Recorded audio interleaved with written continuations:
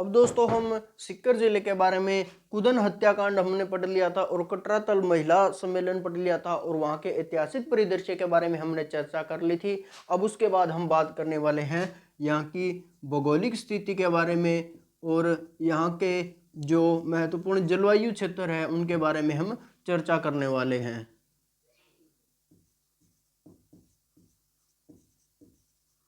भौगोलिक परिदृश्य की बात की जाए तो जो सीकर जिला है उसके समीप में जो जिले लगते हैं उनमें कौन कौन से जिले हैं वो शामिल हैं, उनके बारे में हम बात करते हैं।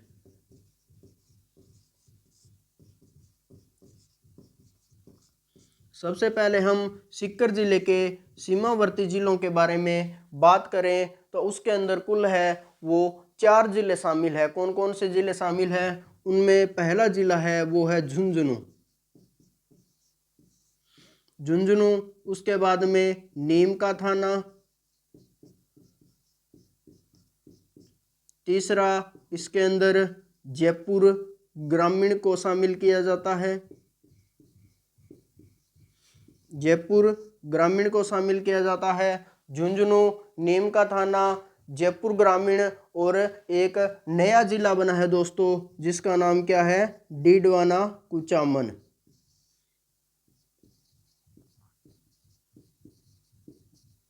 डीडवाना कुचामन नामक 4 जिले हैं जो इनके साथ क्या करते हैं, सीकर जिले के साथ सीमा लगती है इनकी।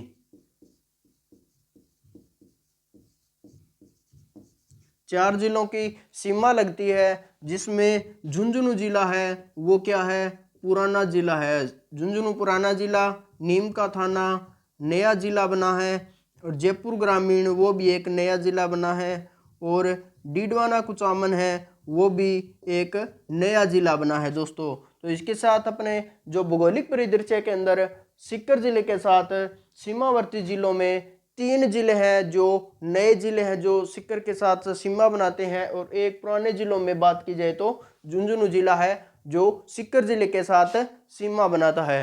उसके बाद हम बात करते हैं सीकर जिले की जलवायु के बारे में।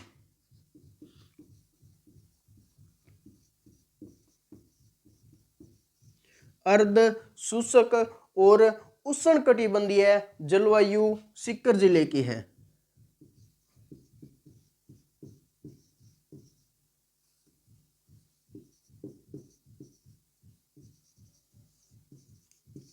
उष्णकटिबंधीय, अर्धशुष्क और उष्णकटिबंधीय जलवायु क्षेत्र के अंदर है वो किसको शामिल किया जाता है, सीकर जिले को शामिल किया जाता है। कोपेन और त्रिवार्ता की जो जलवायु की श्रेणी है उसके अंदर हम बात करें तो सबसे पहले अपने बात करते हैं कोपेन और त्रिवार्ता की जलवायु श्रेणियां हैं। उसके अंदर सीकर जिले में कौन कौन सी जलवायु उनके आंकड़ों के आधार पर रहती है, तो BSHW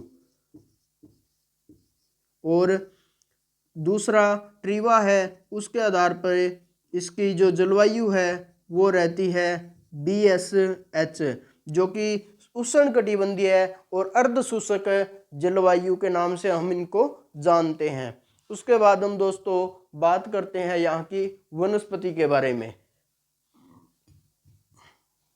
यहाँ की वनस्पति के बारे में बात करते हैं। वनस्पति में यहाँ पे स्टेपी प्रकार के हैं वो पौधे पाए जाते हैं। कौन सी वनस्पति है जो सर्वाधिक पाई जाती है, वो है स्टेपी प्रकार की। स्टेपी प्रकार की वनस्पति पाई जाती है जिसके अंदर मुख्य रूप से घास के मैदान शामिल होते हैं।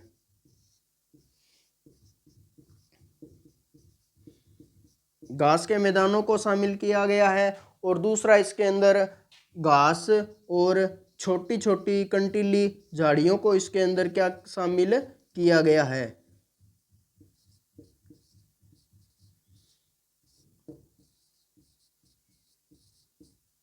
घास के मैदान, घास और कंटीली छोटी झाड़ियों को है वो इसके अंदर शामिल किया गया है और यहाँ पे जो बड़े वृक्ष होते हैं उनकी मात्रा है वो क्या पाई जाती है, कम पाई जाती है।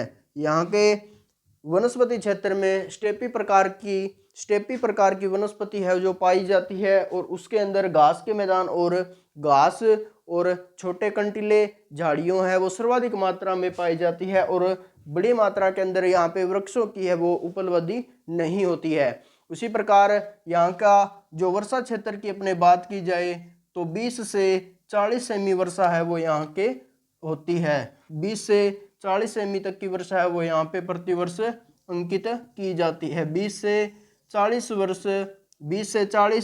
सेमी तक वर्षा है वो अर्ध उष्णकटिबंधीय अर्ध शुष्क क्षेत्र के अंदर है वो मापी जाती है। जलवायु के अंदर अपने बात करें तो सीमावर्ती जिलों में सबसे पहले झुंझुनू, नया जिला, नीम का थाना, जयपुर ग्रामीण, डीडवाना, कुचामन है वो सिक्कर जिले के साथ अपनी सीमा लगाते हैं। और वनस्पति की बात की जाए तो यहाँ पे स्टेपी प्रकार की वनस्पति है वो पाई जाती है, और जलवायु में अर्ध शुष्क उष्णकटिबंधीय क्षेत्र है वो यहाँ का जलवायु क्षेत्र है, और यहाँ पे कुल 20 से 40 सेमी तक की वर्षा है वो अंकित की जाती है प्रतिवर्ष।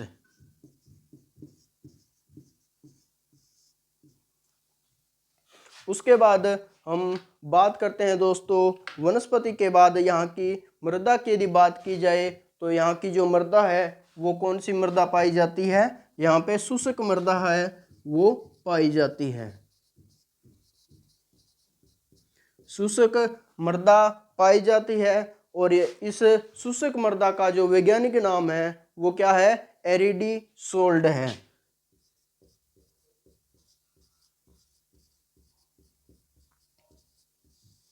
एरिडी सोल्ड नामक मृदा है वो यहाँ पे पाई जाती है, जिसको हम हमारी भाषा में है वो शुष्क मृदा के नाम से जानते हैं दोस्तों। उसके बाद हम बात करते हैं दोस्तों यहाँ के शुभंकर की। एक बार इसका स्क्रीनशॉट ले लो।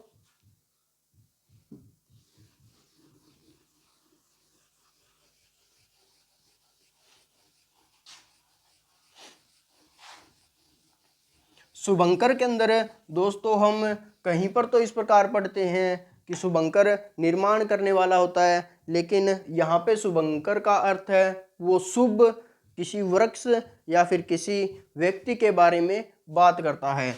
तो सिक्कर के शुभंकर के बारे में बात करते हैं।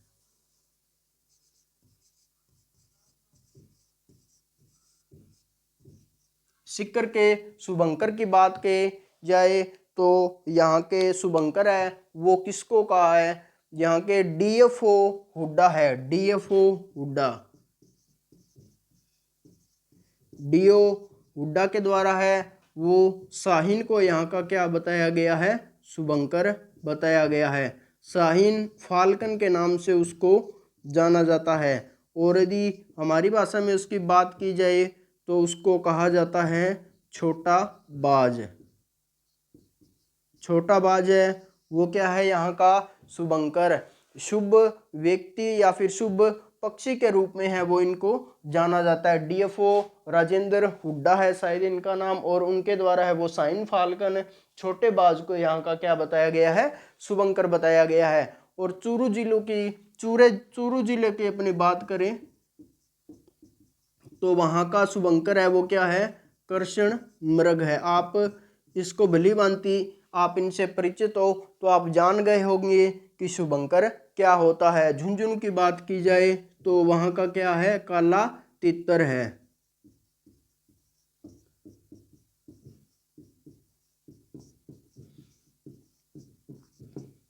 काला तितर है। उसके बाद हम बात करते हैं यहाँ की भौगोलिक परिदृश्य के अंदर कौन कौन सी नदियां हैं और कौन कौन सी झीलों को है वो शामिल किया गया है।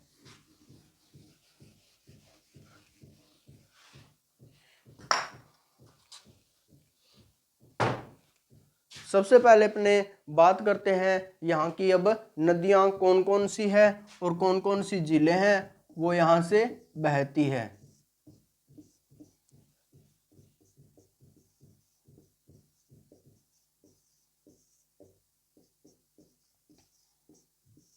कांतली नदी की दोस्तों बात की जाए तो इसका उद्गम है वो खंडेला की पहाड़ियों से होता है।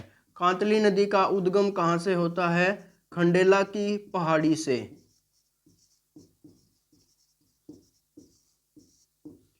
खंडेला की पहाड़ी से इसका उद्गम होता है। और उसके बाद राजस्थान में आंतरिक प्रवाह की सबसे लंबी नदी है, वो कौन सी नदी है? कांतली नदी है राजस्थान में।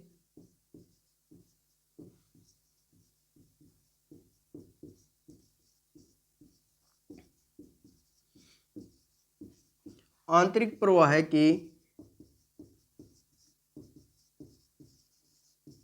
सबसे लंबी नदी है वो कौन सी है दोस्तों? कांतली नदी है। और अपने आंतरिक प्रवाह के बाद में यहाँ का जो तंवर राजपूत थे, तंवर राजपूतों का क्षेत्राधिकार होने के कारण है इसको तोरावाटी क्षेत्रों में इसका जो बहाव है वो कहा जाता है। तंवर राजपूतों का क्षेत्राधिकार होने के कारण इसको कौन कौन सा बहाव कहा जाता है? तोरावाटी क्षेत्र का बहाव इसको कहा जाता है, तंवर राजपूतों का एकाधिकार।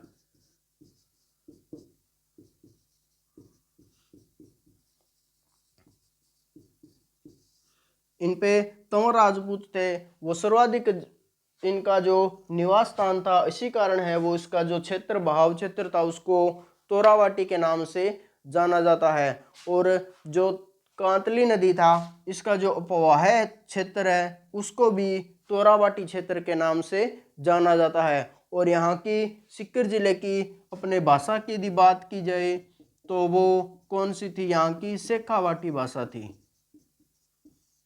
शेखावाटी भाषा थी। और उसके अंदर कुछ मारवाड़ी और डुडाड़ी भाषा थी जिनके शब्दों की काफ़ी प्रचलितता थी। तो यहाँ का जो मारवाड़ी क्षेत्र है, मारवाड़ी भाषा, और दूसरी यहाँ की क्या थी? डुडाड़ी भाषा थी। और कांतली नदी का जो प्रभाव क्षेत्र था वो खंडेला की पहाड़ियों से था। राजस्थान में आंतरिक प्रवाह की सबसे लंबी नदी है। और तंवर राजपूतों का क्षेत्राधिकार होने के कारण इसके जब बहाव क्षेत्र था उसको किस नाम से जानते थे? तोरावाटी के नाम से जाना जाता था। और यहाँ की भाषा में शेखावाटी, मारवाड़ी और डुडाड़ी भाषाओं की तीनों की मिक्स होने के कारण यहाँ का जो भाषा थी उसको ज़्यादातर डुडाड़ी क्षेत्र के नाम से जाना जाता था। अब उसके बाद हम बात करते हैं यहाँ की दूसरी नदी के बारे में, जो कि खंडेला नामक एक नदी है।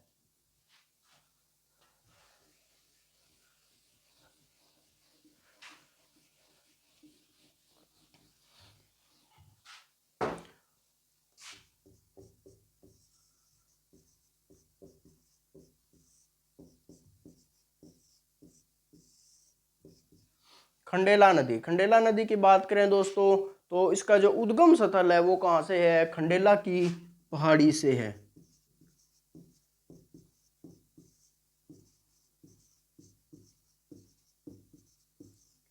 खंडेला की पहाड़ी से इस नदी का है वो उद्गम क्षेत्र है। और अंत में यह नदी है वो कहाँ पे गिरती है? जाकर सांबर झील के अंदर मिलती है।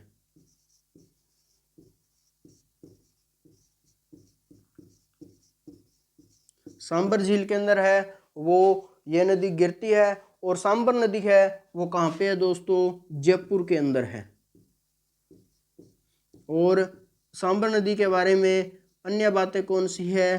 खारे पानी की झील है और नमक उत्पादन का कार्य है वो इस सांबर झील से होता है। नमक उत्पादन का कार्य, नमक उत्पादन का कार्य है वो सांबर झील से होता है। तो खंडेला नदी के बारे में दो ही विशेषता थी जो अपने एग्जाम की दृष्टि से काफ़ी महत्वपूर्ण है दोस्तों। तो खंडेला की पहाड़ियों से इसका उद्गम होता है और सांबर झील में यह गिरती है नदी। और सांबर झील के अंदर यह नदी गिरती है। और सांबर झील है वो जयपुर के अंदर है और खारे पानी की झील है और नमक उत्पादन के लिए यह झील है वो प्रसिद्ध है दोस्तों। दोस्तों हम बात करते हैं पीथमपुरी झील के बारे में। यहाँ की तीन अन्य और झीलें हैं जिनके बारे में हम बात करते हैं। पहले हम बात करते हैं पीथमपुरी झील की। पीथमपुरी झील है जो कहाँ पे है? सीकर के अंदर है, सीकर के अंदर है। और यहाँ पे किस प्रकार की झील है? पीथमपुरी झील मीठे पानी की झील है, मीठे पानी की झील।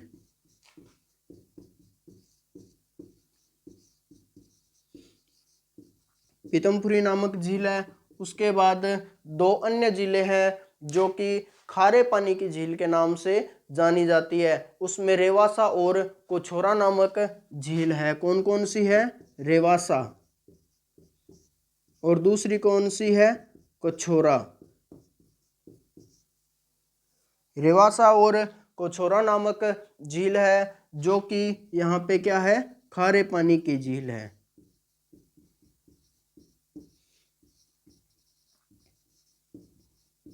खारे पानी की झील है। नदियों में और झीलों में हमने पूरा कर लिया है, और जो भी नदियां थी और जो झीलें थी उनको हमने कंप्लीट कर लिया है। उसके बाद यहाँ पे जो खनिज औद्योगिक क्षेत्र है उनके बारे में हम बात करते हैं।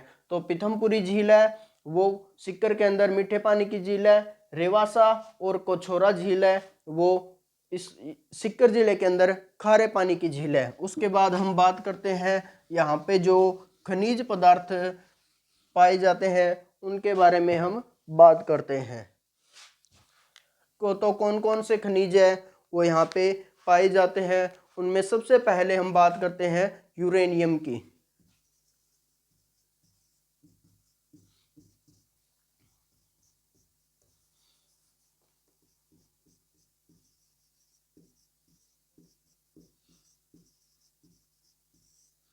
यूरेनियम नामक जो खनिज है उसका उपयोग किस में किया जाता है? यहाँ पे दो क्षेत्र हैं जहाँ पे यूरेनियम है वो पाए जाते हैं। एक तो सीकर का सुहागपुरा गांव, सीकर का सुहागपुरा गांव,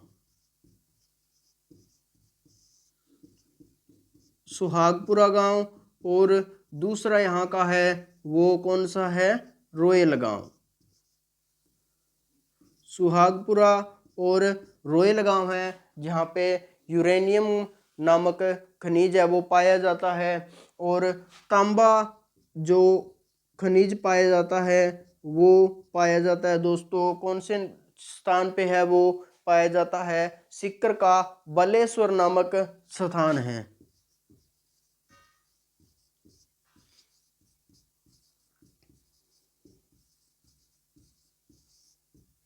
सीकर का बालेश्वर नामक स्थान है, वहाँ पे सर्वाधिक मात्रा में है वो तांबा पाया जाता है। और सोना है वो डेकान नामक क्षेत्र के अंदर पाया जाता है। डेकान नामक क्षेत्र के अंदर सोने के भंडार है वो मिलते हैं।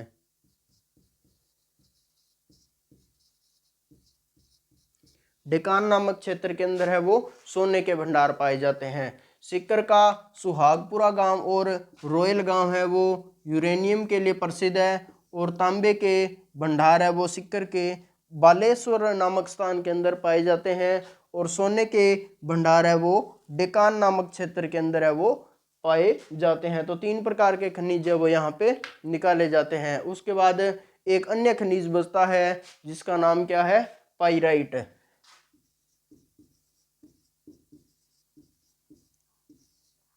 जो पाइराइट नामक खनिज पाया जाता है उसका उपयोग है वो रासायनिक उर्वरक बनाते हैं, उसके अंदर उसको काम में लिया जाता है। और सलादीपुरा नामक स्थान के अंदर है वो पाया जाता है। सलादीपुरा,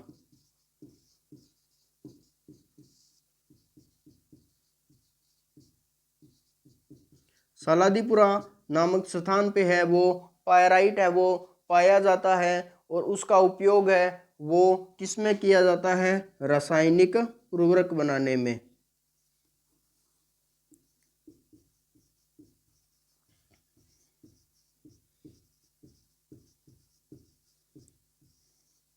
रासायनिक उर्वरक बनाने में है वो दोस्तों इसका उपयोग है वो किया जाता है। अब उसके बाद यहाँ के सांस्कृतिक परिदृश्य की बात करते हैं दोस्तों। यहाँ का जो आर्ट और कल्चर है उसके बारे में हम बात करते हैं। तो दोस्तों आर्ट और कल्चर का के लिए हम भाग नंबर 2 में हम बात करेंगे। तो आप कमेंट करके हमें ज़रूर बताएं कि आपको वीडियो कैसी लगी। मिलते हैं दोस्तों नेक्स्ट वीडियो में।